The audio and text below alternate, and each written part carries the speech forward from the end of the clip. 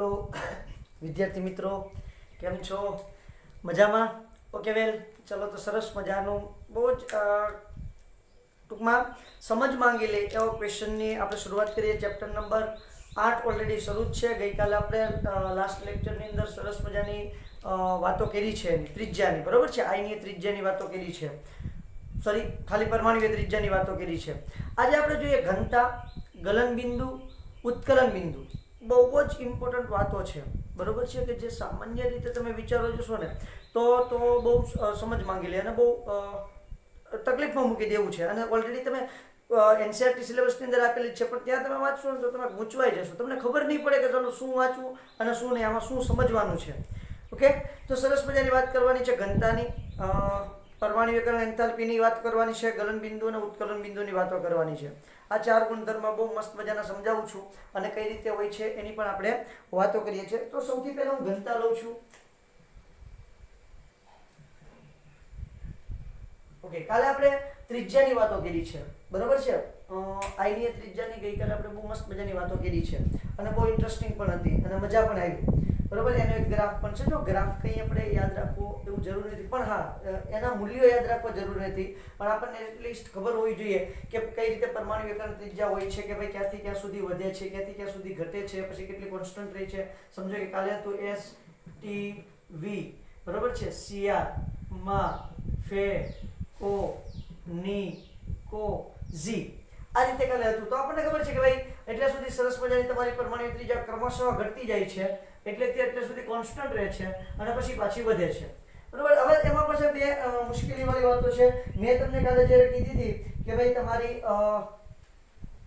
જે સંકોચન, લેન્થેનોઇડ સંકોચન થાય છે એને કારણે જે હાફ નિયમની વાત કરી હતી, બરોબર? ઝિર્કોનિયમ અને હાફ નિયમની વાત કરી હતી મેં તમને ગઈકાલે, જો તમને યાદ હોય તો, બરોબર છે? તો 144 અને 145 એવી, એમાં પણ ઝિર્કોનિયમની મેં 145 લખી હતી અને આની 144 લખી હતી, આવી વાત કરી હતી. પણ હવે છે ને આ જૂના સિલેબસમાં આ રીતે છે, ખોટી વાત મેં નથી કરી, તમે જોવું હોય તો તમારી રીતે જોઈ શકો છો, બરોબર? જૂના સિલેબસમાં એની પરમાણુ ત્રિજ્યા આ રીતે આપેલી હતી. હવે નવા સિલેબસની અંદર ચેન્જ કરી નાખી છે.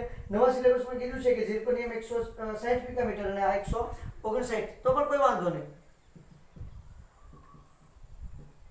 એની પરમાણુ ત્રિજ્યા એમ પણ યાદ રાખવાની કઈ જરૂર નથી. આપણે યાદ રાખવાની જરૂર શું છે તો કે બંનેની ત્રિજ્યા લગભગ કેવી છે? સમાન છે. કોના કારણે? તો કે ડ્યુ ટુ લેન્થેનોઇડ સંકોચન, બરોબર છે ને? કન્સ્ટ્રીબ્યુશન એવું કંઈક નામ આપેલું છે ઇંગ્લિશમાં, ખબર નહીં, તેને લેન્થેનોઇડ સંકોચન કહીએ છીએ. લેન્થેનોઇડ સંકોચનને કારણે,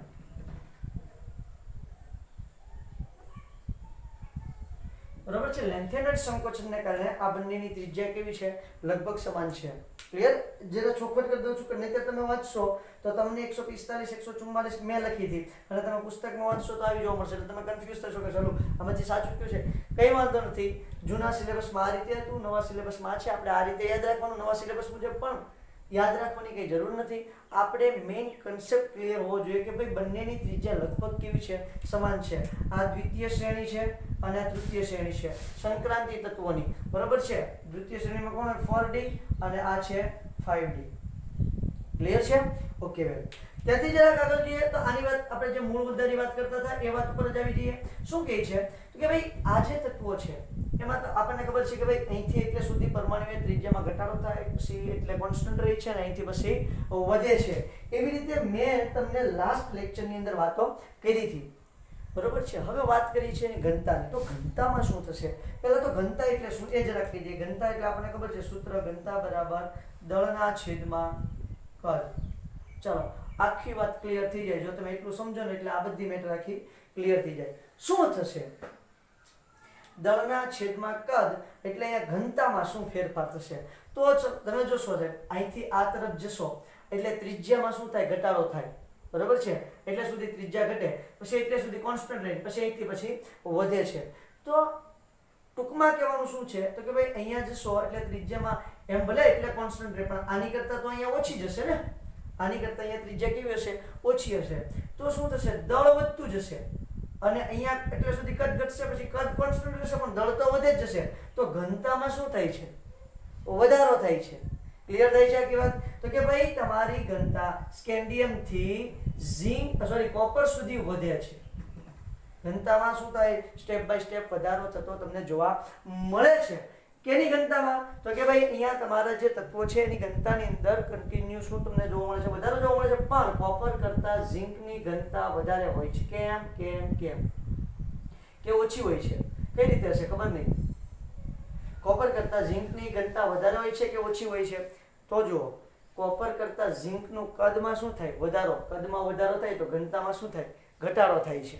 બરાબર, અહીંથી અહીંયા સુધી વધે છે પણ અહીંયા શું થાય છે, ઘનતામાં ઘટાડો થાય છે. મતલબ કે અહીંયા આખી બાજી પલટાઈ જાય. કોપર કરતા ઝિંકની ઘનતા ઓછી, સોરી આ રીતે આરો મારીશ, ઓછી હોય છે. ખરેખર શું હોવું જોઈએ, વધારો હોવો જોઈએ. તમને પૂછે કે વધારો કેમ નથી, તમને પૂછે કે વધારો કેમ નથી, તો શું લખશું આપણે? તો કે ભાઈ કોપર કરતા ઝિંકની પરમાણુકીય ત્રિજ્યા વધારે છે. કોપર કરતા ઝિંકની પરમાણુકીય ત્રિજ્યા વધુ છે.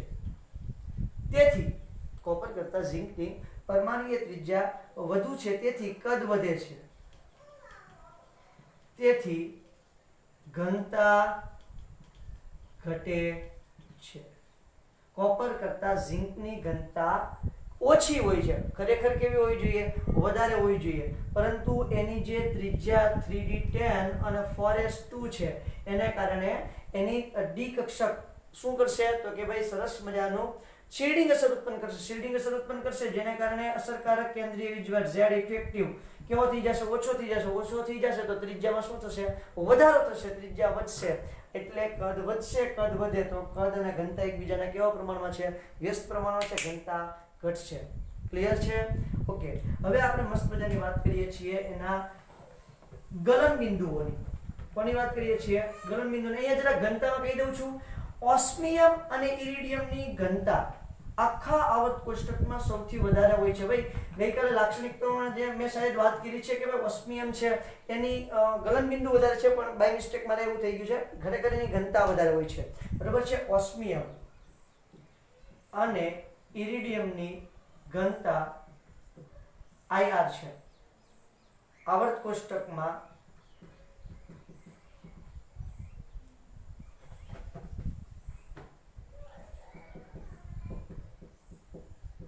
સૌથી વધુ છે.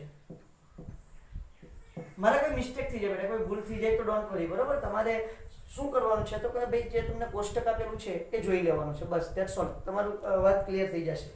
બરોબર છે? તો ઓસ્મિયમ અને ઇરિડિયમની ઘનતા આવર્ત કોષ્ટકમાં સૌથી કેવી છે બેટા, વધારે છે. વેલ, હવે આપણે જોઈએ છીએ એની સરસ મજાની વાતો. કોની વાતો જોઈએ છીએ તો કે ભાઈ ગલન બિંદુ જોવું છે મારે. પહેલા ગલન બિંદુ ખૂબ જ અગત્યની વાત છે. હવે જો ગલન બિંદુ સમજાવું ને એ પહેલા તમારે એક વસ્તુ સમજવી પડે. શું? તો કે ભાઈ ધાતુ હોય છે. મોટાભાગે તમારા ડી વિભાગના તત્વો એટલે શું છે, ધાતુ તત્વો છે. હા સર, ધાતુ તત્વ છે. તો એની અંદર કયો બંધ આવેલો હોય તો આપણને ખબર છે ધાત્વિય બંધ. ચેપ્ટર નંબર 1 ની અંદર આપણે વાત કરી છે ઘન અવસ્થાની અંદર ધાત્વિય બંધની વાતો કરી છે. આઈ હોપ કે તમને યાદ હશે. યસ યા નો? બરાબર છે? હવે સમજો કે આવી કોઈ ધાતુ છે, આ ધાતુનો ટુકડો છે. બરાબર બેટા? આ ધાતુના ટુકડાની અંદર તમારા આ બંનેને શું કહીએ છીએ આપણે, પરમાણુ kernel. Chapter number 4 I hope તમને યાદ હશે, રાસાયણિક બંધન. બરાબર છે? લુઈસ અને કોસેલાને પરમાણુ કર્નેલ કીધેલું. પરમાણુ કર્નેલ. તો બેટા કર્નેલ, પરમાણુ કર્નેલ કેવું હોય છે, ધન વીજભારિત હોય છે. કોને કહેવાય પરમાણુ કર્નેલ? પરમાણુ કર્નેલની વ્યાખ્યા આપો. તો કે ભાઈ અંદરની કક્ષાના ઇલેક્ટ્રોન, જો સંયોજકતા કક્ષાને ધ્યાનમાં નથી લેવાની, કેન્દ્ર અને અંદરની કક્ષાના ઇલેક્ટ્રોનને પરમાણુ કર્નેલ કહેવાય. એટલે હંમેશા કેવું હોય, ધન વીજભારિત જ હોય. બરાબર છે? આ પરમાણુ કર્નેલ, પરમાણુ કર્નેલ, પરમાણુ કર્નેલ. પછી એની વચ્ચે વિસ્થાનીકૃત ઇલેક્ટ્રોન આવેલા હોય છે. આ ઇલેક્ટ્રોન આવી રીતે સરસ મજાના ગતિ કરતા હોય છે, ઇલેક્ટ્રોન વાદળ સ્વરૂપે. બરાબર છે? જેને તમે ઇલેક્ટ્રોન સમુદ્રના નમૂના તરીકે પણ સમજાવી શકો કે ભાઈ આ રીતે સરસ મજાનો ઇલેક્ટ્રોનનો સમુદ્ર હોય. એટલે ઇલેક્ટ્રોનનો સમુદ્ર દોરી નાખું છું. બરોબર? એટલે કે ઇલેક્ટ્રોન આવી રીતે મોજામાં ગતિ કરતા હોય અને એની અંદર તમારા પરમાણુ કર્નેલ છે એ શું હોય, તરતા હોય. આવું બધા અલગ અલગ રીતે સમજાવેલું છે. બરોબર? અને ઇલેક્ટ્રોન સમુદ્રનો નમૂનો કહેવાય કે ભાઈ તમારા ઇલેક્ટ્રોન છે એ સતત તમારા ધાતુની અંદર ગતિ કરતા હોય છે. ક્યાં ઇલેક્ટ્રોન? સંયોજકતા કક્ષાની ઇલેક્ટ્રોન. સંયોજકતા કક્ષા એટલે કઈ? બાહ્યતમ કક્ષા. સંયોજકતા કક્ષા એટલે કઈ? સંયોજકતા કક્ષા એટલે બાહ્યતમ કક્ષા થાય. બાહ્યતમ કક્ષાના ઇલેક્ટ્રોન જે છે એ સતત શું કરતા હોય છે? ગતિ કરતા હોય છે. ગતિ કરતા હોવાને કારણે તે તમારા પરમાણુ કર્નેલની આસપાસ ઇલેક્ટ્રોન વાદળ હોય એવું તમને લાગશે. ક્લાઉડ શું કહે છે ને આપણે ઇંગ્લિશમાં? ક્લાઉડ. તો ઇલેક્ટ્રોન વાદળ સ્વરૂપે તમને દેખાશે. કોણ? તો કે ભાઈ આ જે વિસ્થાનીકૃત ઇલેક્ટ્રોન, સંયોજકતા ઇલેક્ટ્રોન, જેને વિસ્થાનીકૃત ઇલેક્ટ્રોન કહેવાય. આ વિસ્થાનીકૃત ઇલેક્ટ્રોન શું કરશે? તો કે આ બંનેને પોતાની તરફ આકર્ષી રાખશે. બંને પરમાણુ કર્નેલને પોતાની તરફ આકર્ષી રાખશે. હવે તમે જ વિચારો, જેમ વિસ્થાનીકૃત ઇલેક્ટ્રોન વધારે તેમ પરમાણુઓનું આકર્ષણ કેવું હશે? એકબીજા સાથે વધારે હશે. વાત આખી ક્લિયર થાય છે? જેમ વિસ્થાનીકૃત ઇલેક્ટ્રોનની સંખ્યા વધારે તેમ પરમાણુ કર્નેલનું આકર્ષણ વધારે. પરમાણુ કર્નેલનું આકર્ષણ વધારે. હવે જુઓ, અહીંયા વાત કરીએ ગલનબિંદુની. તો અહીંયા ગલનબિંદુ શું છે? તો કે બધા ધાતુ છે. ધાતુ છે એટલે એની અંદર કયો બંધ હશે? ધાત્વીય બંધ હશે. કયો બંધ આવેલો હશે? ધાત્વીય બંધ હશે. હવે ધાત્વીય બંધમાં શું હોય છે? કોને કહેવાય ધાત્વીય બંધ? બરોબર છે? તો આપણે અહીંયા સમજાવી દીધું છે કે આ રીતે એને ધાત્વીય બંધ કહેવાય. ઓકે, એનું ગલનબિંદુ જોવું છે, મતલબ કે એને પીગાળી નાખવા છે. એને ઘન અવસ્થામાંથી શું કરવું છે? તો કે ભાઈ પ્રવાહી અવસ્થાની અંદર રૂપાંતર કરવું છે. તો શું થશે? તો હવે મસ્ત મજાની ઘટના બનશે. તો કે તમે એને સરસ મજાની ઉર્જા આપ્યા કરશો. ઉર્જા આપશો એટલે તમારા જે પરમાણુ કર્નેલ અને ઇલેક્ટ્રોન વચ્ચેના જે આકર્ષણ છે એ થોડું કેવું બનશે? લૂઝ બનશે. હવે જેમ આકર્ષણ વધારે તેમ તમારે એના પ્રવાહીમાં રૂપાંતર કરવા માટે શું આપવું પડશે? વધારે ઉર્જા આપવી પડશે. અહીંયા જરાક લખી દઉં છું. અહીં જેમ વિસ્થાનીકૃત ઇલેક્ટ્રોન વધારે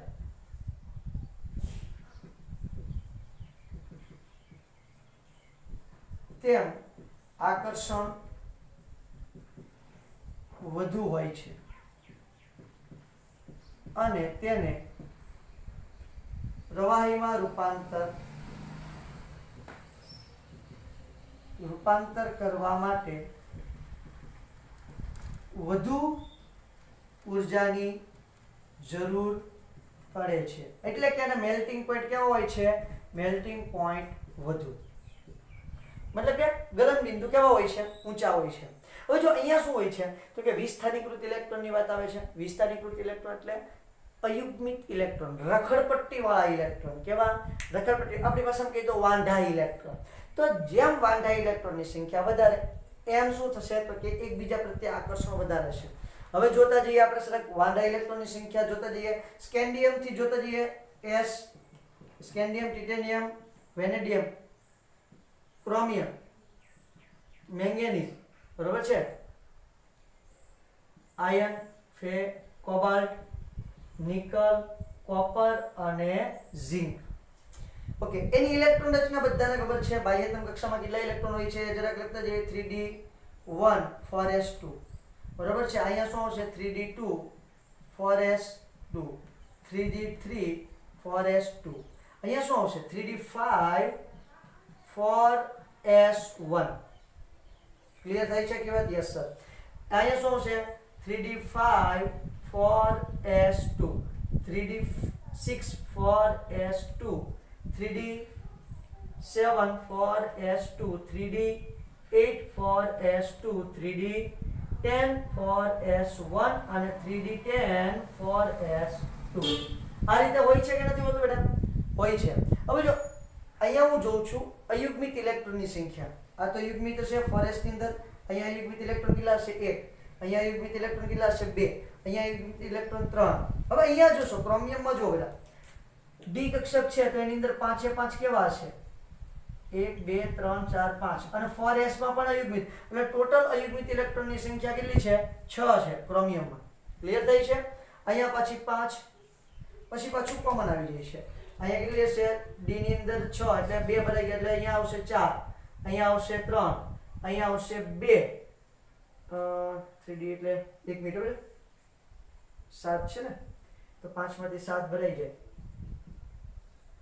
1 2 3 4 5 6 અને 7 ઓકે 3 બરાબર છે અહીંયા આવશે 2 અહીંયા આવશે 1 અને અહીંયા આવશે 0 આ એની અંદર અયુગ્મિત ઇલેક્ટ્રોનની સંખ્યા છે હવે જો જેમ અહીંયા અયુગ્મિત ઇલેક્ટ્રોનની સંખ્યા વધારે જેમ અયુગ્મિત ઇલેક્ટ્રોનની સંખ્યા વધારે તેમ એકબીજા પ્રત્યે આકર્ષણ કેવું હશે વધારે હશે પરમાણુનું આકર્ષણ કારણ કે એની વચ્ચે તો કેવો બંધ હશે ધાત્વીય બંધ હશે તેમ એની અને ધાત્વીય બંધ માટે જવાબદાર કોણ છે અબંધકારક વિસ્થારીકૃત ઇલેક્ટ્રોન એટલે કે અયુગ્મિત ઇલેક્ટ્રોન તો જેમ અયુગ્મિત ઇલેક્ટ્રોનની સંખ્યા વધારે જેમ વિસ્થાનીકૃત ઇલેક્ટ્રોનની સંખ્યા વધારે એમ ધાત્વીય બંધ વધારે મજબૂત હશે ધાત્વીય બંધ વધારે મજબૂત હોય તો એનો મેલ્ટિંગ પોઈન્ટ કેવું હશે એટલે કે એનું ગલન બિંદુ કેવું હશે વધારે ઊંચું હશે એનું ગલન બિંદુ કેવું હશે વધારે ઊંચું હશે તો તમે અહીંયા જોવા જાઓ તો અહીંયા સૌથી વધારે અયુગ્મિત ઇલેક્ટ્રોન કોની પાસે છે ક્રોમિયમ પાસે છે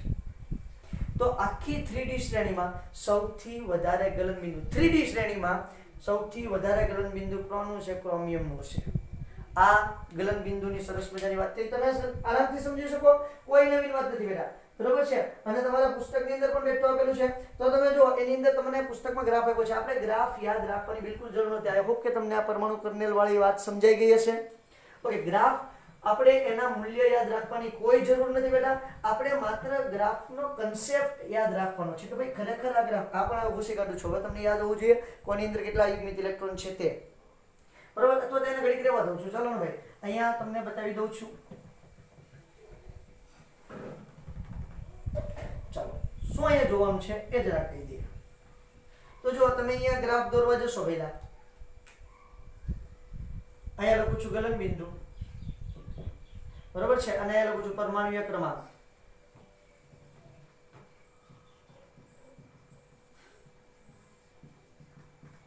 બહુ જ કન્સેપ્ચ્યુઅલ છે બહુ મજા આવે એવું છે બરાબર સમજશો તો બહુ ઇન્ટરેસ્ટિંગ છે જો નહીં સમજો ને સાહેબ તો આની જેટલું કોઈ બોરિંગ નથી તમે તમારા એનસીઆરટી પુસ્તકમાંથી સીધું ગુજરાતી મીડિયમ વાંચશો ને એટલે તમારું મગજ ખાલી થઈ જશે એટલું ભંગાર લખાણ છે બરોબર છે અહીંયા સમજશો એટલે તમને આઈ હોપ અને આઈ એમ શ્યોર કે સાહેબ આટલું સમજાવું ને એટલી સહેલી વાત છે અને આ હું સમજાવું છું ને આવડી જ જશે ચાલો તો અહીંયા જુઓ તો સૌથી પહેલા જો જેમ અયુગ્મિત ઇલેક્ટ્રોનની સંખ્યા વધતી જાય એમ ગલન બિંદુમાં શું થઈ પહેલા વધારો થતો જાય અહીંયા લઈ લઈએ SC પછી અહીંયા T અહીંયા કોઈ લઈ લઈએ ક્રોમિયમ પછી જો સોરી V અને અહીંયા લઈ લઈએ Cr અહીંયા V અહીંયા Cr પછી જો આની અયુગ્મિત ઇલેક્ટ્રોન સંખ્યા ઘટે છે એટલે મને નીચે લઈ લઈશ અહીંયા Mn લઈશ તમારા ગ્રાફમાં પણ આ રીતે જ હશે તમે જોઈ શકો છો સાહેબ બરોબર છે ત્યાંથી ટિટેનિયમ થી આપ્યું છે તો કઈ વાંધો નહીં આપણે ટિટેનિયમ થી લઈ લેવાનું તમારા ગ્રાફમાં ટિટેનિયમ થી આપેલું છે તો તમે ટિટેનિયમ થી અને સ્કેન્ડિયમ થી લો તો પણ કોઈ વાંધો નથી એનો ટિટેનિયમ એટલા માટે આપ્યું છે કે ભાઈ જેમ ઉપર તમે જશો ને એમ શું થતું જશે પછી હાફ નિયમ ને ઈ આવવાના છે ઝિર્કોનિયમ અને હાફ નિયમની વાતો કરવાની છે બરાબર ઝિર્કોનિયમ અને હાફ નિયમની વાતો કરવાની છે ને એટલે અહીંથી ટિટેનિયમ થી લીધું છે કારણ કે લેન્થેનમ અને એક્ટિનિયમ જે છે એમાં થોડુંક તકલીફવાળું વાતાવરણ છે એ આપણે શું તકલીફવાળું છે એમ જેમ જેમ આગળ જતા હશું એમ આપણને ખ્યાલ આવતો જશે બરાબર હવે જો અહીંયા શું થાય છે પછી અહીંયા ઘટે છે એટલે કે Mn ની અંદર અયુગ્મિત ઇલેક્ટ્રોનની સંખ્યા ઘટે છે પછી ત્યાંથી પછી આગળ જઈએ તો અહીંયા કોણ આવશે Fe આવશે તો જો અહીંયા પાછું Fe નું ગ્રાફ ઉપર લઈ ગયા છે સાહેબ એવું કેમ તો એની અંદર તો 4 જ છે ને અયુગ્મિત ઇલેક્ટ્રોનની સંખ્યા કેટલી છે 4 છે અહીંયા પછી કેટલી છે 3 અહીંયા 2 અને 1 તો હવે પછી પાછો ગ્રાફને ઉપર લઈ ગયા અને પછી પાછો કેવો કર્યો છે ખબર છે તો કે પછી એને કોન્સ્ટન્ટ કરી દીધો છે કેવો કરી દીધો છે કોન્સ્ટન્ટ કરી દીધો છે અને પછી પાછો ઘટાડ્યો છે એટલે અહીંથી પછી છે ને અહીંયા કોન્સ્ટન્ટ કરી દીધો છે તો આવું કેમ જુઓ બીજું એનું કારણ શું છે તો કે મેંગેનીઝ જે છે એ આપણને બોઇલિંગ પોઈન્ટમાં પણ કામ આવવાનું છે આ જે કન્સેપ્ટ હવે સમજાવું છું ને કે ભાઈ અહીંયા તો પછી આ આયર્ન છે પછી કોણ છે કોબાલ્ટ છે અને આ નિકલ છે બરાબર છે તો અહીંયા હવે શું બનવાનું છે તો કે તમારે જે અહીંયા અને પછી કોપરમાં નીચે આવશે હા કોપરમાં પાછો ગ્રાફને સાહેબ નીચે લઈ લેવાનો છે Cu તો આવું કેમ થાય છે તો મેંગેનીઝ જુઓ મેંગેનીઝની અંદર 3d5 અને 4s2 છે 3d5 4s2 આ રીતે ઇલેક્ટ્રોન છે તો આ પ્રકારની ઇલેક્ટ્રોન રચના સ્થાયીતા વાળી હોય છે આ પ્રકારની ઇલેક્ટ્રોન રચના જો સાહેબ કેટલા કન્સેપ્ટ છે અહીંયા એમ તો 3d5 જ છે 3d5 4s1 છે પણ અહીંયા કઈ ઘટના અનુભવવાની છે, અહીંયા કઈ ઘટના ભાગ ભજવે છે તો કે અહીંયા તમારા અયુગ્મિત ઇલેક્ટ્રોન ભાગ ભજવે છે. જ્યારે અહીંયા કઈ ઘટના ભાગ ભજવે છે, અહીંયા તે 5 અયુગ્મિત ઇલેક્ટ્રોન છે, પણ આ ઇલેક્ટ્રોન રચના સ્થાયી ઇલેક્ટ્રોન રચના છે. હવે તમે સાહેબ કયો મને, જે સ્થાયી હોય, જે સ્થિર હોય, એ ઘડીકમાં કોઈ સાથે બંધ બનાવવાની કોશિશ કરશે નહીં, ઘડીકમાં કોઈ સાથે બંધ બનાવવાની કોશિશ કરશે નહીં. એટલે એનું બંધારણ છે એમાં શું જોવા મળશે, તમને ફેરફાર જોવા મળશે. આ ખાસ યાદ રાખજો. પછી પાછા Fe થી જોઈ લ્યો તો Fe થી પાછી શું કઈ ઘટના કામ આવવા મળે છે તો કે અબંધકારક ઇલેક્ટ્રોન યુગ્મની ઘટના કામ આવવા મળે છે, બરોબર છે, અને અયુગ્મિત ઇલેક્ટ્રોનની ઘટના કામ આવવા મળે છે. તો ખાસ યાદ રાખજો કે મેલ્ટિંગ પોઈન્ટમાં આ રીતે ફેરફાર જોવા મળે છે. હવે જો તમે બધાય જે તત્વો છે 3 એ 3 શ્રેણી, આ તો 3D છે, પછી 4D અને 5D શ્રેણી, 3D 4D ને 5D. તો એમાં બધામાં જોશો તો અહીંયા મેંગેનીઝ છે અને અહીંયા આ અપવાદ છે. મેંગેનીઝ શું છે, અપવાદ છે. અને પછી અહીંયા કોણ આવશે, અને ભૂસી નાખો બેટા તો નજીક નજીક ગ્રાફ થઈ જાય. એટલે કે 3D શ્રેણી છે એમાં કોને લેવાનું છે, મેંગેનીઝ ને આવી રીતે લેવાનું છે. અને એની પછીની જે શ્રેણી છે 4D શ્રેણી છે એમાં તમારું TC આવશે. કોણ આવશે, TC. આ રીતે અહીંયા TC આવશે. પછી તો જે એની પછીની હાફ નિયમવાળી શ્રેણી છે ને એમાં તો કોઈ જાતનો એવો ફેરફાર છે નહીં, એવું ઘટના છે નહીં. હવે અહીંયા કોણ છે, ક્રોમિયમ છે. એવી રીતે એની ઉપર મોલિબ્ડેનમ છે, મોલિબ્ડેનમ. અને એની ઉપર છે ટંગસ્ટન, કે જ્યાં 3D5 અહીંયા બધે શું છે 3D5 જ બનતું હશે, બરોબર. ખાસ યાદ રાખજો 2007 અને 2013 માં ક્વેશ્ચન પૂછાયેલો છે, જે નીટમાં છે સાહેબ પૂછાયેલો. શું ક્વેશ્ચન ની અંદર પૂછ્યું છે કે કયા સમૂહના તત્વોની ગલનબિંદુ સૌથી ઊંચા હોય છે, કયા સમૂહ તત્વોના ગલનબિંદુ સૌથી વધુ હોય છે. તો પહેલા તો અહીંયા તમે જોઈ લો, એટલે ટંગસ્ટન, પછી આવશે મોલિબ્ડેનમ અને પછી આવશે ક્રોમિયમ. તો એ સમૂહ કેમાં આવશે તો જુઓ અહીંયા ત્રીજો સમૂહ, ચોથો, પાંચમો, છઠ્ઠો, આ જે બધા તત્વો છે એ સમૂહ 6 ના છે. સમૂહ 6 ના તત્વોના ગલનબિંદુ સૌથી ઊંચા હોય છે. એમાં છે ટંગસ્ટનનું ગલનબિંદુ આવર્ત કોષ્ટકમાં સૌથી ઊંચું છે. ટંગસ્ટનનું ગલનબિંદુ આવર્ત કોષ્ટકમાં સૌથી ઊંચું તમને જોવા મળે છે. સાહેબ ગલનબિંદુ ની ક્યાં, પરમાણુકરણ એન્થાલ્પી પણ એટલી ઊંચી છે, બરોબર છે. એનું ગલનબિંદુ તો ઊંચું છે જ છે, પરમાણુકરણ એન્થાલ્પી ઊંચી છે, અને આવર્ત કોષ્ટકમાં સૌથી મજબૂત તત્વ પણ છે, સૌથી મજબૂત, બરોબર છે. આવર્ત કોષ્ટકમાં સૌથી મજબૂત તત્વ છે, એનું ગલનબિંદુ સૌથી ઊંચું છે. કોનું, ટંગસ્ટનનું સૌથી ઊંચું ગલનબિંદુ છે. અને સમૂહ 6 ના તત્વો છે એનો આવર્તમાં સૌથી ઊંચું ગલનબિંદુ હોય. સમજો કે ચોથો આવર્ત છે, ચોથા આવર્તની 3D શ્રેણી, બરોબર, પાંચમા આવર્તની 4D શ્રેણી, અને છઠ્ઠા આવર્તની કઈ શ્રેણી છે તો કે 5D શ્રેણી. 5D માં સૌથી ઊંચું ગલનબિંદુ આનું, 4D માં આનું, અને 3D માં આનું, અને આખા આવર્ત કોષ્ટકમાં સૌથી ઊંચું ગલનબિંદુ કોનું છે, ટંગસ્ટનનું છે. ક્લિયર થઈ છે કે વાત? ઓકે. તો 3D એટલે કયો, ચોથો આવર્ત, આવર્ત 4, અહીંયા આવર્ત 5, આવર્ત 6. તો આ છઠ્ઠો આવર્ત 5D એટલે કઈ શ્રેણી થાય, સંક્રાંતિ ધાતુની ત્રીજી શ્રેણી છે. એની અંદર ટંગસ્ટનનું ગલનબિંદુ સૌથી ઊંચું જોવા મળે છે. એટલે સુધીની વાત ક્લિયર થઈ છે બેટા? બહુ જ ઇન્ટરેસ્ટિંગ છે અને બહુ મજા આવે એવી છે. ચલો વેલ, ત્યાંથી જરાક આગળ જઈએ તો હવે જોવા છે આપણે પરમાણ્વીયકરણ એન્થાલ્પી. કેની વાત કરવી છે? પરમાણ્વીયકરણ એન્થાલ્પીની વાત કરવી છે. સેમ ટુ સેમ આ જ કન્સેપ્ટ આપણે ત્યાં પણ લગાડવાનો છે. પરમાણ્વીયકરણ એન્થાલ્પી. તો હવે પરમાણ્વીયકરણ એન્થાલ્પીમાં પણ જો શું થશે તો કે જેમ અયુગ્મિત ઇલેક્ટ્રોનની સંખ્યા વધારે, જેમ અયુગ્મિત ઇલેક્ટ્રોનની સંખ્યા વધારે, તેમ એનું આકર્ષણ કેવું હશે, વધારે. એમ એનું પરમાણુમાં રૂપાંતર કરવું એટલે શું છે, વધારે મુશ્કેલ હશે. તમારે ચેપ્ટર કયું યાદ કરવાનું છે તો કે ચેપ્ટર નંબર આ નીટ 2007, 2013 અને શાયદ 2002 માં પણ પૂછાયેલો છે બેટા. એટલે બહુ જ ઇમ્પોર્ટન્ટ છે આ ક્વેશ્ચન, ખરેખર જબરદસ્ત ઇમ્પોર્ટન્ટ ક્વેશ્ચન થઈ જાય, બરોબર છે, જો તમે સરખી રીતે સમજો તો. વાત કરવી છે પરમાણ્વીયકરણ એન્થાલ્પીની. પરમાણ્વીયકરણ એન્થાલ્પી એટલે શું? તો તમારે એની માટે ઉષ્માગતિશાસ્ત્ર ધોરણ 11 ચેપ્ટર નંબર 6 આપણે યાદ કરવું પડે. એની અંદર શું વાત કરી હતી એ જરાક જુઓ કે કોઈ પણ એકલ પરમાણુ મેળવવા માટે વાયુ હોય તો વાયુનો અણુ હોય, અણુમાંથી બે પરમાણુને છૂટા કરી નાખો, બે દ્વિપરમાણુવીય અણુ હોય તો બે પરમાણુને છૂટા કરી નાખો, એની શું કહેવાય? પરમાણ્વીયકરણ એન્થાલ્પી કહેવાય, બરોબર છે. હવે અહીંયા વાત કરીએ પરમાણ્વીયકરણ એન્થાલ્પીની, તો અહીંયા તો સાહેબ બધી ધાતુ છે. અહીંયા તો શું છે? બધી ધાતુ છે. અને એમાંય તે તમે જોવા જશો તો તમારી એનસીઈઆરટી પુસ્તકની અંદર આપેલું છે કે આમાં જે ધાતુઓ છે એ અલગ અલગ રચના, કોઈક સીસીપી રચના ધરાવે છે, કોઈક બીસીસી રચના ધરાવે છે, કોઈક એચસીપી રચના ધરાવે છે, બરોબર છે. એમાંય તમને કીધું છે ઝિંક, કેડમિયમ અને મર્ક્યુરી એ માત્ર એક જ પ્રકારની સ્ફટિક લેટિસ બંધારણ ધરાવે છે, એક જ સ્ફટિક પ્રણાલી ધરાવે છે. અને મેંગેનીઝનું પણ ઉદાહરણ આપ્યું છે, પણ મેંગેનીઝના ઉદાહરણની સાથે સાથે કોષ્ટકમાં પાછી બે પ્રકારની બીસીસી અને સીસીપી એ બે પ્રકારની સ્ફટિક પ્રણાલી ધરાવે છે એવું પણ કહી દીધું છે. કોણ?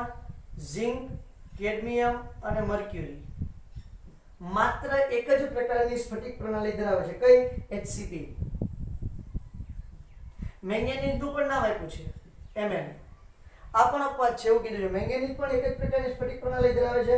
પણ જો તમે કોષ્ટકમાં જોવા જશો ને તો ત્યાં તમને કોષ્ટકમાં નીચે લખી દીધું છે કે તે બીસીસી અને સીસીપી પ્રકારની સ્ફટિક પ્રણાલી ધરાવે છે. બીસીસી અને સીસીપી પ્રકારની સ્ફટિક પ્રણાલી, આ તો બધા એક જ, બસ એચસીપી, બીજું કોઈ નહીં, બરાબર. અમારે એક જ જોઈશે. ક્લિયર થઈ જાય કે વાત? તો આવી સ્ફટિક પ્રણાલી ધરાવે છે. એનો મતલબ શું છે? અને તમે કોષ્ટક આખું જોશો તમને ખ્યાલ આવશે કે બધા જ તત્વો સ્ફટિકમય છે. જોવાની વાત અને ઇન્ટરેસ્ટિંગ વાત એ છે કે બધા જ તત્વો કેવા છે? સ્ફટિકમય છે. હવે જો રુથરફોર્ડિયમ પછીના તત્વો છે એને નીચે શાયદ નથી આપેલું કાંઈ, તો એનો મતલબ શું છે? તો કે એની જે આવો ગુણધર્મ શોધવાનો બાકી છે. એ સિવાયના તત્વો છે એનો આ પ્રકારનો ગુણધર્મ શોધાઈ ગયો છે. ક્લિયર થઈ છે કે વાત? તો આવા સ્ફટિકમય કોઈ પદાર્થ હોય એની માટે પરમાણ્વીયકરણ એન્થાલ્પી એટલે શું? તો તમે યાદ કરશો તો યાદ હશે લેટાઇસ એન્થાલ્પી એવો શબ્દ આપ્યો હતો આપણે, બરોબર છે. તો અહીંયા શું થશે? તો કે ભાઈ આખી સ્ફટિક પ્રણાલી છે, મસ્ત મજાના સ્ફટિક સ્વરૂપે ગોઠવાયેલા છે. આ સ્ફટિકમાંથી એકલ પરમાણુને છૂટો પાડવા માટે આપવી પડતી ઉર્જાને શું કહેવાય? તો કે ભાઈ પરમાણ્વીયકરણ એન્થાલ્પી કહે છે, બરાબર. આ બધી વાતો બહુ ઇન્ટરેસ્ટિંગ છે બેટા, અને તમારા ચોપડીમાં આ શરૂઆતનો જ મુદ્દો છે, બરાબર. મેં આજે લીધો છે. ગઈકાલ પહેલા પરમાણ્વીયકરણ એન્થાલ્પી પરમાણ્વીય ત્રિજ્યા સમજાવી અને આજે આ વાત કરું છું. એ તો આગળ પાછળ મેં થોડુંક વધારે સમજણ પડે. પરમાણ્વીય ત્રિજ્યાનો ખ્યાલ હોય તો એના પરથી ઘનતાનો ખ્યાલ આવે, એટલા માટે મેં પહેલા પરમાણ્વીય ત્રિજ્યાની વાત કરી દીધી છે, બરાબર. એટલા માટે આગળ પાછળ કર્યું છે, પણ વાત તો એકની એક જ છે. ક્લિયર? ચલો, તો અહીંયા શું છે? તો કોઈ એક સ્ફટિક પ્રણાલી હોય, સ્ફટિક પ્રણાલીમાંથી મારે એક પરમાણુને છૂટો પાડવો છે, તો એની માટે જે ઉર્જા આપવી પડે એને શું કહેવાય? તો કે ભાઈ પરમાણ્વીયકરણ એન્થાલ્પી કહેવાય. પણ અહીંયા સ્ફટિક પ્રણાલીમાં પરમાણુ એકબીજા સાથે ક્યાં બંધથી જોડાયેલા છે? તો કે ધાત્વીય બંધથી. ઓકે, ધાત્વીય બંધમાં શું હોય છે? તો કે ભાઈ તમારા વિસ્થાનીકૃત ઇલેક્ટ્રોન અને પરમાણુ કર્નેલ વચ્ચે આકર્ષણ હોય છે. હવે તમે વિચારજો કે જેમ વિસ્થાનીકૃત ઇલેક્ટ્રોન વધારે હોય, જેમ વિસ્થાનીકૃત ઇલેક્ટ્રોન વધારે એમ આકર્ષણ કેવું હોય? વધારે. તો ફરી વખત વિસ્થાનીકૃત ઇલેક્ટ્રોન કોના વધારે હોય છે? તો કે ભાઈ ક્રોમિયમના. ક્રોમિયમના વિસ્થાનીકૃત ઇલેક્ટ્રોન વધારે હોય તો પરમાણ્વીયકરણ એન્થાલ્પી પણ કોની વધારે હશે? ક્રોમિયમની. તમને પૂછી નાખે કે ભાઈ 3D શ્રેણીમાં અથવા તો આવર્ત 4માં, અથવા તો તમને પૂછી નાખે કે પ્રથમ સંક્રાંતિ શ્રેણીમાં સૌથી વધારે પરમાણ્વીયકરણ એન્થાલ્પી કોની હોય? ક્રોમિયમની. કોની હોય છે? ક્રોમિયમની. કેમ? વિસ્થાનીકૃત ઇલેક્ટ્રોન વધારે, એટલે કે અયુગ્મિત ઇલેક્ટ્રોન, રખડું ઇલેક્ટ્રોન, વાંઢા ઇલેક્ટ્રોન વધારે હોય. એટલે તમે જો આ બધા બંધ હોય, બંધની વચ્ચે તમે જેમ વાંઢા હોય વધારે, એ વધારે આટા મારતા હોય. મારે જેવો કોઈ પરણેલ હોય તે ઓછા આટા મારતો હોય, બરોબર છે. તો શું કહે છે? તો કે જેમ વિસ્થાનીકૃત ઇલેક્ટ્રોનની સંખ્યા વધારે, એમ એની પરમાણુકરણ એન્થાલ્પી વધારે. કારણ કે એની વચ્ચે બંધ કેવો બનશે? વધારે બનશે. ક્રોમિયમની પરમાણુકરણ એન્થાલ્પી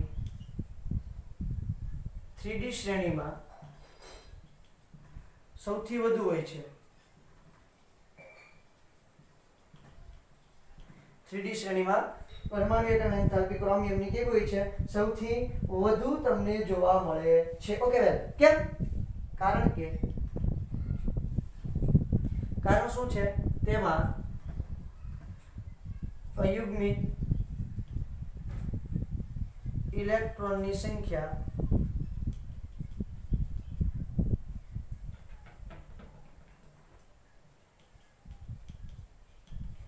સૌથી મતલબ 3D શ્રેણીમાં સૌથી ખાલી એની સંખ્યા વધુ આવેલ હોય છે એવું લખી નાખો. બરાબર છે? 3D શ્રેણીમાં અયુગ્મિત ઇલેક્ટ્રોનની સંખ્યા કેવી આવેલી હોય છે? વધુ આવેલી હોય છે. આવો શબ્દ લખી નાખો એટલે ક્લિયર એન્ડ કટ થઈ જશે. આખી વાત સમજાય? એટલે માટે તમને જો અહીં ગ્રાફ આપેલો છે, તમારા પુસ્તકની અંદર ગ્રાફ આપેલો છે. ગ્રાફ એકદમ રેડી જ છે. બરોબર છે? કોઈએ બીજી જગ્યાએ ક્યાંય વાંચ્યું હોય, ક્યાંય જોયું હોય તો અથવા કોઈ મટીરિયલમાં આપ્યું હોય તો ઘણી જગ્યાએ ઊંધું આપેલું છે, તો એની પર આપણે બહુ જ કોન્સન્ટ્રેશન કરવા નથી. તમે જોવા જશો તો અહીંથી આ રીતે ફરી વખત મેંગેનીઝને તો નીચે જ લાવી દો ને બાબુ. બરોબર છે? તો આ રીતે તમને ગ્રાફ જોવા મળશે. પછી દ્વિતીય સંક્રાંતિ શ્રેણીમાં આ રીતે છે, તૃતીય સંક્રાંતિ શ્રેણીમાં આ રીતે છે. એમાં પણ તમે જોવા જાઓ તો જુઓ આ 3D છે, એની પરમાણુકરણ એન્થાલ્પી કેવી છે? તો કે ભાઈ ઓછી છે. કોના કરતા? 4D કરતા. અને 4D ની કોની કરતા ઓછી છે? 5D કરતા ઓછી છે. આ પણ શાયદ એકાદી વખત નીટમાં પૂછાઈ ગયેલો ક્વેશ્ચન છે. બરોબર છે? તો તમે યાદ રાખી શકો કે ભાઈ પરમાણુકરણ એન્થાલ્પીનો સાચો ક્રમ 3D 4D અને 5D માં જણાવો. 3D કરતા 4D ની વધારે, 4D કરતા 5D ની પરમાણુકરણ એન્થાલ્પી વધારે. તમારે જો આવો તો ગ્રાફ આપ્યો છે, ત્યાં તો કઈ નામ તો નથી લખ્યા, તો ત્યાં સાઈડમાં કૌંસમાં નામ લખેલા છે. જુઓ કે ભાઈ સૌથી ઘાટી લીટી છે એ, અથવા તો બ્લુ લીટી છે, રેડ લીટી છે, રેડ લાઈન છે એ 3D એવું આપેલું છે, મતલબ કે ત્રીજી શ્રેણી. બરોબર? આવું લખેલું છે. પછી બીજી શ્રેણી ગ્રાફ જુઓ છો બેટા તો પૂરેપૂરો જુઓ. અને પ્રથમ શ્રેણી આવી રીતે ને લાઈન દોરેલ છે તમારા NCERT પુસ્તકની અંદર અહીંયા ગ્રાફની ઉપર, તો એને જોશો તો તમને ખ્યાલ આવી જશે. તો આ ક્વેશ્ચન, આ ટાઈપનો ક્વેશ્ચન ઘણી વખત પૂછાય છે, તો આપણને મસ્ત મજાનો ખ્યાલ હોવો જોઈએ. ઓકે, ચલો વેલ, ત્યાંથી જરા આગળ વધુ, જરા મતલબ છપટીક જ આગળ વધવાનું છે. તો હવે મારે વાત કરવી છે તમને ઉત્કલન બિંદુની. શેની વાત કરવી છે? ઉત્કલન બિંદુની. તો ફરી વખત ઉત્કલન બિંદુમાં પણ આના જ લોજિક આપણે લગાડવાનું છે. ક્યુ લોજિક લગાવવાનું છે? તો જુઓ, તો અહીંયા પણ છે તમારા ઉત્કલન બિંદુનો ક્રમ પણ આવો જ હશે. બરોબર છે? શું હશે? તો કે ફરી વખત તમારા ઉત્કલન બિંદુનો ક્રમ, એમાં ઝિંક છે એનું તો ઉત્કલન બિંદુ સૌથી નીચું હશે. અહીંયા પાછું કોનું?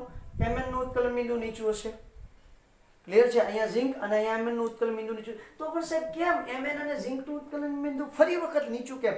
એનું બધામાં એનું ગલન બિંદુ નીચું, એનું પરમાણુકરણ એન્થાલ્પી નીચી, એનું પાછું ઉત્કલન બિંદુ નીચું. આવું શા માટે? તો ફરી વખત સાહેબ અહીંયા 3D ની અંદર 5 અને અહીંયા 3D ની અંદર 10 ઇલેક્ટ્રોન આવેલા હોય, જે સામાન્ય રીતે કેવું વલણ ધરાવે છે પહેલા? જે સામાન્ય રીતે નિષ્ક્રિય વલણ ધરાવે છે. નિષ્ક્રિય વલણ ધરાવે છે એટલે એના જે અણુ વચ્ચે ફરી વખત પરમાણુ કર્નેલ માં જે ઇલેક્ટ્રોન ભાગ લેવા જોઈએ બંધ બનાવવામાં, જે ડી કક્ષકના ઇલેક્ટ્રોન ભાગ લેવા જોઈએ, એ ડી કક્ષકના ઇલેક્ટ્રોન ભાગ લેશે નહીં. આના પણ 3D10 છે, 10 છે તો સંપૂર્ણ ભરાયેલા છે, એટલે ડી કક્ષકો અહીંયા તો કેવા છે? બધા યુગ્મિત હશે. અને અહીંયા કેવા છે? અર્ધપૂર્ણ ભરાયેલી કક્ષકોની સ્થિરતા વધારે હોય, એટલે એના પણ ડી કક્ષકો અહીંયા બંધ બનાવવામાં ભાગ લેશે નહીં, ધાત્વીય બંધ બનાવવામાં ભાગ લેશે નહીં. કેમ કે ભાઈ એ તો અર્ધપૂર્ણ ઇલેક્ટ્રોન રચના ઓલરેડી ધરાવે છે, એટલે બીજા સાથે ઘડીકમાં એ સંયોજવાની કોશિશ કરશે નહીં. એટલા માટે શું થશે? તો કે આ જે ઇલેક્ટ્રોન રચના 5 વાળી અને આ જે 10 વાળી ઇલેક્ટ્રોન રચના છે, આ તત્વો ધાત્વીય બંધમાં સક્રિય હોતા, મતલબ કે ભાગ લેતા નથી.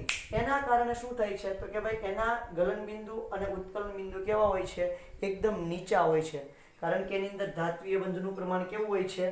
ઓછું તમને જોવા મળે છે. આખી વાત ક્લિયર થાય છે? તો ઉત્કલન બિંદુમાં પણ આ રીતે જ તમને ક્રમ જોવા મળે છે. હવે તમને ક્વેશ્ચન પૂછી નાખે, જો કે તમારે પુસ્તકની અંદર છે જ, ચોપડીની અંદર કે ભાઈ ઝીંક છે તો ઝીંકનો ઉત્કલન બિંદુ અથવા તો પરમાણ્વીયકરણ એન્થાલ્પી સૌથી ઓછી કેમ છે? તો મેં તમને હમણાં જ રીઝન સમજાવ્યું. કારણ કે એની 3D કક્ષકમાં રહેલા ઇલેક્ટ્રોન ધાત્વીય બંધમાં ભાગ લેતા નથી. ધાત્વીય બંધમાં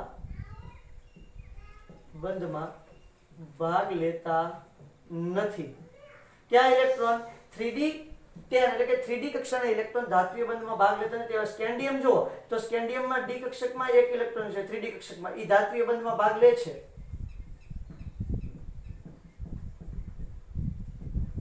તો સ્કેન્ડિયમ કરતા તે આનું ઉત્કલન બિંદુ કેવું હશે? નીચું હશે. પરમાણ્વીયકરણ એન્થાલ્પી કેવી હશે? નીચી હશે. તમે તમારા પુસ્તકની અંદર ગ્રાફ જોશો એટલે તમને ખ્યાલ આવી જશે. બરોબર છે. તો સ્કેન્ડિયમ કરતા પણ તમારા ઝિંક છે એ ઝિંકની પરમાણ્વીયકરણ એન્થાલ્પી અને ઉત્કલન બિંદુ કેવા હોય છે સાહેબ? નીચા તમને જોવા મળે છે. બીજો ક્વેશ્ચન છે, સંક્રાંતિ તત્વો શા માટે ઊંચી પરમાણ્વીયકરણ એન્થાલ્પી ધરાવે છે? સંક્રાંતિ તત્વો શા માટે ઊંચી પરમાણ્વીયકરણ એન્થાલ્પી ધરાવે છે? આવો પણ એક કોયડાનો ક્વેશ્ચન છે સાહેબ. તો એ પણ તમને મેં ઓલરેડી સમજાવી દીધું. કારણ કે એની અંદર અયુગ્મિત ઇલેક્ટ્રોનની સંખ્યા કેવી છે બેટા? વધારે છે. તમે જો હવે કેલ્શિયમ છે તો કેલ્શિયમની અંદર અયુગ્મિત ઇલેક્ટ્રોન કેટલા છે? 4s2. એક પણ નહીં. અયુગ્મિત ઇલેક્ટ્રોન એક પણ નથી. એટલે આના ગલન બિંદુ કેવો હોય છે? ખૂબ નીચા હોય છે. પહેલા ખબર છે કે નહીં? સમૂહ 1 અને સમૂહ 2 ના તત્વોના ગલન બિંદુ નીચા હોય છે. હવે એની જગ્યાએ તમે સ્કેન્ડિયમ લઈ લો બેટા, તો સ્કેન્ડિયમની અંદર કેટલા અયુગ્મિત ઇલેક્ટ્રોન હોય છે? એક અયુગ્મિત ઇલેક્ટ્રોન હોય છે. એ પણ ડી કક્ષકમાં હોય છે, 3D કક્ષકમાં. તો એનું ગલન બિંદુ અને ઉત્કલન બિંદુ શું છે? વધે. હજી આગળ જતા જાઓ, અયુગ્મિત ઇલેક્ટ્રોનની સંખ્યા વધશે. હમણાં અહીંયા તમે ક્રોમિયમ પાસે આવશો તો અયુગ્મિત ઇલેક્ટ્રોનની સંખ્યા 6 થઈ જશે. તો ગલન બિંદુ અને ઉત્કલન બિંદુ કેવા હશે? એના ઊંચા હશે. Is that clear? બહુ સિમ્પલ થિંગ છે બેટા, જો સમજશો તો. બાકી ચોપડીમાંથી તમારે 5 વખત વાંચવાની છૂટ બેટા. આ સમજ્યા પહેલા તમને નહીં સમજાય. બરોબર છે? કારણ કે એટલી હાર્ડ લેંગ્વેજ આપી છે. જો સારું જ સમજાવ્યું છે પણ એમાં લેંગ્વેજ હાર્ડ છે. પણ આઈ એમ શ્યોર કે અહીંયા તમે સમજશો એટલે ડેફિનેટલી તમને સમજાઈ ગયું છે. અને બીજી એક વાત, એક બે વખત અગાઉ કીધું છે કે બેટા ક્લિયરિટી ઇમ્પોર્ટન્ટ નથી. બરોબર છે? હું કઈ રીતે કેવી જગ્યાએ ઉભો રહીને બનાવું છું એ મેટર ટૂંકમાં અગત્યની નથી. શું અગત્યનું છે? તમને કેવું ભણાવું છું, કેવું આપું છું, કન્સેપ્ટ કેટલો ક્લિયર થાય છે એ અગત્યનું છે. બરાબર? કેટલી લાઇટિંગ છે, ડિજિટલ બોર્ડ વાપરું છું કે નહીં, બરાબર, એ અગત્યનું નથી. લાઈવ ભણાવું છું કે નહીં એ પણ અગત્યનું નથી. તમને જે નોલેજ આપું છું, જે તમને કન્સેપ્ટ ક્લિયર કરાવડાવું છું એ થઈ જાય છે, એ આપણું સૌથી અગત્યનું પાસું છે. બરાબર? એટલે ફોકસ એના પર કરવાનું છે કે સૌથી ક્લિયર કન્સેપ્ટ સારી રીતે થઈ જવા જોઈએ. આજે આપણે એટલે સુધી રાખીએ. કાલ મસ્ત મજાના પાછા નવો ટોપિક લઈને આવીએ છીએ. Thank you. આ મસ્ત મજાનું થઈ જવું જોઈએ બેટા. Thank you.